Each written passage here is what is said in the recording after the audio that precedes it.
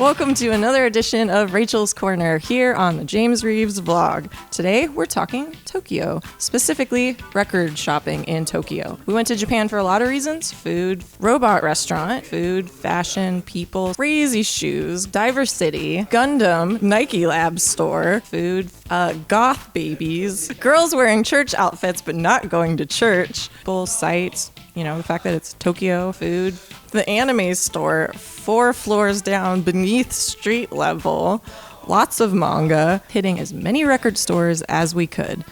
Really cute dogs wearing really cute outfits with really cute haircuts. But we also went there for skateboarding, and record shopping. Seeing how it's Rachel's Corner, we're going to talk about records. Japan is a mecca for record store nerds like myself, so it still hasn't really sunk in that I had the opportunity to dig into those crates and see what all the hype is about. Because if there's one thing that Japan knows, it's how to have a record store. Klaus Schultz from Tangerine Dream, of course. Super cool, super fun. It's called Body Love, kind of an unofficial soundtrack that he put out there. So off to a good start. James found a Merc record, Merc Interceptor, not mine, but still cool. We also found this Todd Terje single, which I've never seen before, so that was pretty cool. And then I've picked up this Sheena and the Rockets album from, looks like 1979, Japanese pressing. It was exactly what I hoped it would be, which sounds like a Japanese Blondie record. So that was a ton of fun. Really, that's the most fun in crate digging at a place like that, is just finding stuff you've never heard of, taking a chance on it, throwing it on the turntable, giving it a spin and see what happens. So this was one of them that definitely panned out. This Duran Duran Notorious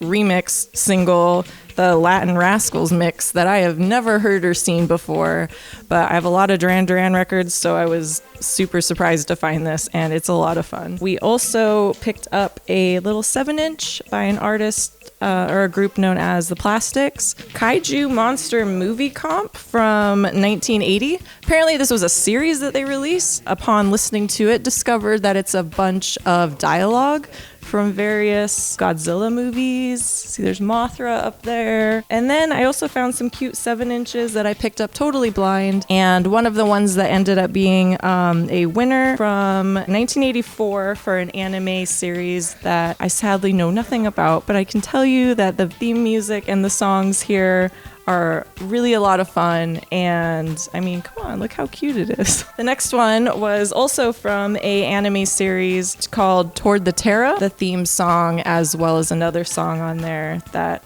ended up being a lot of fun. The Clash live at the Screen on the Green, their very first London gig, Sunday, August 29th, in August 1976. Next one is kind of cool. It's a compilation called This Is TV Clash, and it's a mix of some of their TV appearances. Another one that we got here, it's called Birmingham's Burning, and it's from when they played at Barbarella's in Birmingham. Also picked up a couple cool 7-inches. This one, we've got a Japanese pressing of Billy Idol's Flesh for Fantasy, and I mean, who can say no to that? The one and only Blondie. This is a Japanese pressing 7-inch of Call Me, and it's actually really super fun, especially for me, because side A is Call Me, of course, and then on the flip side, we've got Giorgio Moroder, his version of Call Me, so that's a little fun thing that I didn't have. Johnny Thunders and the Heartbreakers, LAMF. I was a little disappointed at this point in time that I hadn't really found any of what my true passion being soundtracks. Every single store, I was just searching for them and didn't really find any quality ones, so I was getting a little bummed out. But that's where Disc Union came to save me. Disc Union has several locations all over Tokyo, including in Shinjuku. They have no less than 7 different stores. And they have one that had a floor dedicated to soundtracks. And also, James didn't leave empty-handed either. One of them that he found was a Orbital record, the Blue Album, the Orbital Insides record. So I know he was really pumped to find both of those, as he'd been searching for those for a little bit. Next up, I also found a 101ers single. So now we're getting into the good stuff. This is stuff that I couldn't walk away from, stuff that I've never seen, the soundtracks. I had such a hard time deciding what to buy because there was so much to buy. One of the things I did walk away with was Gremlins 2. Another one is this Transylvania 65000. One of them was a U.S. pressing, but original pressing of Piranha, the Humanoids from the Deep soundtrack from 1981. Again, this is a U.S. Original pressing on Cerberus Records. And then we have The Burning by Rick Wakeman. One of my favorite, just super synth-laden scores that's just, honestly, better than the movie deserved, but definitely just elevated the film to a whole other level. And it's Rick Wakeman. Look at his hair. And this is a Japanese pressing from 1981. And then finally, the holy grail of my whole trip, the thing that took my breath away, was an original Japanese pressing of Rosemary's Baby, and it's really the soundtrack that got me into collecting soundtracks in the first place. It's really special to me, and just kind of the perfect way to cap off our crate digging tour there was finding this little nugget. Could definitely not leave that sitting in the racks.